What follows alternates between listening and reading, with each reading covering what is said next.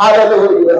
సంపాదించిన, పని చేస్తున్నా, ఉద్యోగం చేస్తున్నా, ఏమి చేస్తున్నప్పటికీ కూడా లోపలున్న ఒకటే నిరీక్షణ, ఒకటే ఆశ, నా ప్రభు నన్ను అంగీకరిస్తారా?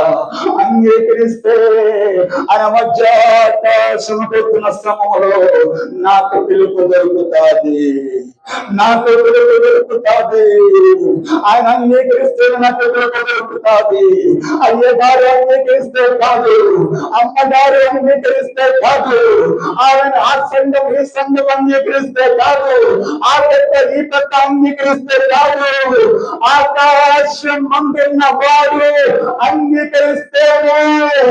ఓ పెళ్లి కుమార్తె, నీవు నా దృష్టికి ఇంపైన దానవు, నీవు నా దృష్టికి అతను సౌందర్యవంతురాలము. ఏమిటి సౌందర్యము? ఆమె హల్లెలూయా, ఒకే బుద్ధి కాదు, ఒకే మాటలు కాదు, ఒకే ప్రేమ కాదు, యథార్థమైన జీవితమే సంఘముకు సౌందర్యము. అర్పించుకునే జీవితమే సంఘముకు సౌందర్యము. సంఘముకున్న సౌందర్యము, వివేక కలిగి ఉండమే సంఘముకున్న సౌందర్యము. ఈ సౌందర్యమును నీ వరకు చూసిన దాకా